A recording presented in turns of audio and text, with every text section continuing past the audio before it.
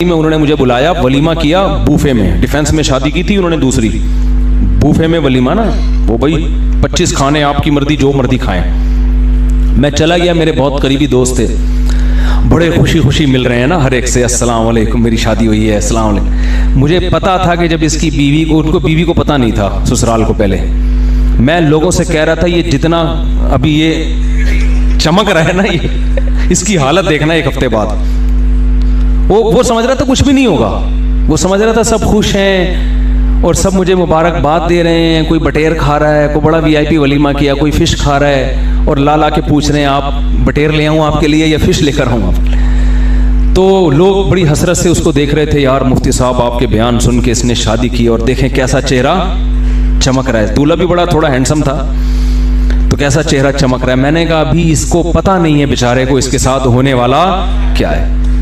ये जितनी तवक्कुआत लेके बैठा हुआ है ना कि रिएक्शन होगा, उससे 20 गुना ज्यादा होगा रिएक्शन। और यही हुआ ये कि जब उसका वलीमा खत्म हुआ, हंसी खुशी जिंदगी के जब दिन शुरू होने वाले थे ना उसके घर में पता चल गया कि जी मोहतरम एक और शादी। अच्छा, उसने शादी भी की तलाक याफ्ता बच्चों वाली से। जब उस पता चला है ना, 3 दिन छुपने के लिए मैंने उसको कमरा दिया यहाँ पे। मैं किसी को दूसरी शादी के बाद कमरा रिहाइश के लिए नहीं देता ना छुप, क्योंकि मैं कहता हूं भाई मजे तुम उड़ाओ, हम अपनी टेंशनें भी पालें और दूसरों की टेंशनें भी पालें। भाई हमारी अपनी टेंशनें कम है, हम हर दूसरा शादी करने वाली की टेंशन भी हम लें, हमारे अपने तो निमटने दो हमें। तो उसने क्या हुआ है कि उसका इतना रिएक्शन हुआ बेचारे के साथ, इतना रिएक्शन हुआ कि मेरे पास फोन आया, भाई मैं तो तबाह हो गया, बर्बाद हो गया, मेरे साले को कौमा में चला गया है। वो 10 साल बाद कौमे से उठा था, उसको पता चला कि मैंने दूसरी की, वापस कौमे में चला गया वो। कह रहे 10 साल तक कौमे में था, आज ठीक हुआ था। जैसे ही ठीक हुआ उसको इत्तला मिली कि तुम्हारे बहनों ने दुशादी की, वापस कौमे में चला गया। वो भी मेरे खाते में डाल दिया कि तेरी वजह से कौमे में गया वो। सुसर साहब ने जो कुछ होता है वो बताने की, करके देखो तो पता चलेगा। इतना टेंशन में आया है बेचारा कि मुझे फोन किया उसने, मुफ्ती साहब मैं बहुत परेशान हूं और मैं सोच रहा हूं कि मैं छोड़ दूं, मैं दूसरी को छोड़ दूं या क्या। मैंने कहा नहीं, देखो छोड़ने वाला काम नहीं करो। अब हर आदमी उसको कोई तसल्ली दे नहीं रहा, जिसके पास जाए लोग उसे कहते हैं कि हाँ मैंने मना नहीं किया था। हमारी नहीं सुनी ना, यही होगा। तो मुझे उसका वो वलीमे की जो चेहरे की मुस्कुराहटें और नूर जो निकल रहा था ना, वो याद आ रहा था। और मैंने कहा, मैंने पेशगोई की थी कि ये सारे जितनी बत्तीसियां दिखा रहे हैं ना अभी ये पता चलेगा जब घर में पता चलेगा इस। बेल आखिर जब बहुत ज्यादा बेचारे की हालत, क्योंकि मेरी सलाम दुआ भी थी। अच्छा हाँ सॉरी, मैंने उसको तरगीब नहीं दी थी दूसरी शादी की, ये मुझे याद आया। मैंने कोई तरगीब नहीं दी थी, वो उन्होंने खुद से की थी। खैर जी, वो फिर मैंने कहा, मैंने जब बहुत ही हालत खराब हो गई ना, सिगरेट वो पीते नहीं थे, सिगरेट शुरू कर दी उसने टेंशन के लिए। और मुझे कह रहा था मैं नशे की तरफ जा रहा हूँ, अब इतनी दबाव, इतनी टेंशन, क्योंकि अब गैरतमंद आदमी के लिए छोड़ना भी आसान नहीं होता। वो कहेगा यार कैसे छोड़ेंगे, लड़की के बाप भाई को क्या मुंह दिखाएंगे हम। तो कभी कहता है मैं छोड़ने पे लगा हूँ, दूसरी को तलाक देने वाला हूँ, कभी कहता है नहीं यार। तो मैंने उसको बुला लिया, मैंने कहा इधर आ जाओ। उसको मैंने खिलाया खाना, अंडा मोड़ ले गया मैं उनको, खाना खिलाया, टाइट से दूध पत्ती पिलाई। मैंने कहा देख इस टेंशन में जीने का अपना मजा है।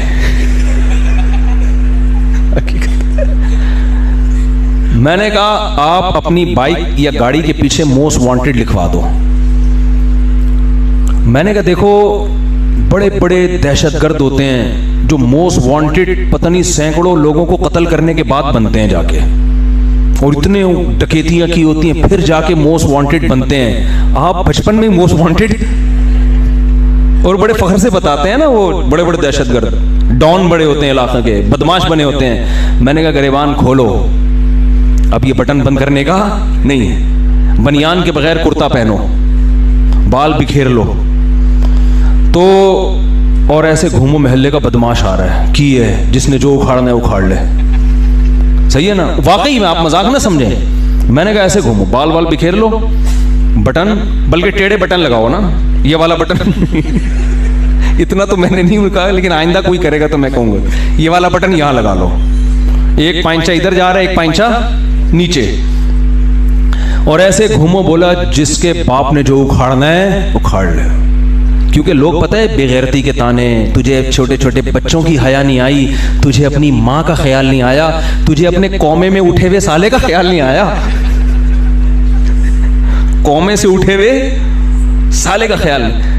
अब ये दलाइल का जवाब दे रहे थे ना, नहीं मैं ऐसा नहीं हूँ एक्चुअली, ये ना दलाइल का जवाब, एक्चुअली असल में बेवा औरतों का घर बसाना भी तो इस्लाम का हुक्म है, एक्चुअली वो अच्छा ये इन्होंने जो शादी, अब वो इतनी डिटेल में जाऊंगा बोलेगा यार आपने तो सारे कच्चे छट्टे खोल दिए मेरे, तो वरना इनकी बड़ा दिलचस्प किस्सा, पूरी डिटेल में जा नहीं सकता मैं। तो खैर अब क्या है, मैंने कहा भाई अब दलाइल से जवाब देना छोड़ दो, दलाइल की दुनिया में आप लोगों को चुप नहीं करा सकते। अब आपने लोगों से कहना है हम हैं ही बदमाश, हम हैं ही बुरे आदमी, हम काम ही उल्टे करते हैं। वो सब कहेंगे ना तुम्हें शर्म नहीं आई छोटे छोटे बच्चों के होते हुए शादी करते हुए, बोले मैं बेशरम हूं, मैं शर्मलेस इंसान हूं। ये शर्म वरम होती क्या है? बदमाश इसी तरह बात करता है ना, अबे कोई डाकू आया कि तुम्हारी कनपटी पे बंदूक रखे और बोल पैसे दे आपको, तुम्हें शर्म नहीं आती? वो क्या कहेगा, शर्मा के चला जाएगा वापस। क्या बोलेगा मैंने तेरे से मशवरा नहीं मांगा, पैसे मांगे हैं, पैसे दे।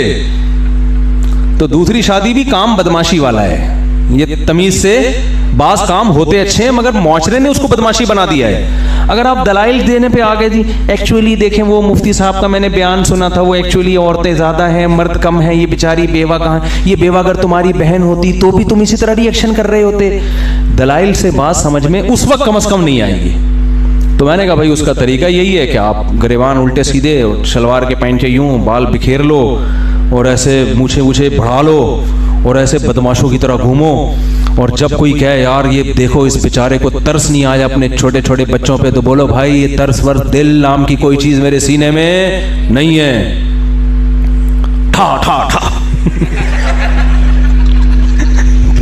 ये तो ज्यादा हो जाएगी।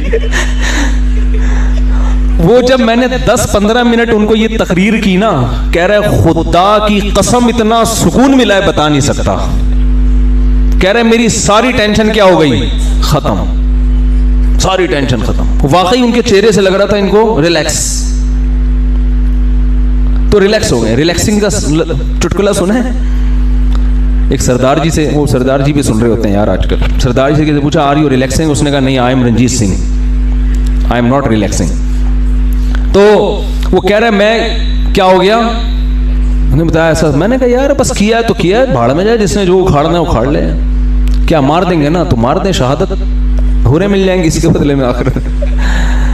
तो वो बड़े फिर भी घर नहीं गए वो। तो मैंने कहा अभी फिलहाल आप घर ना जाएं, इसलिए कि जो थोड़ी आपको सुकून मिला है ना उल्टी उल्टी बातें करके, तो वो फिर दोबारा से वही।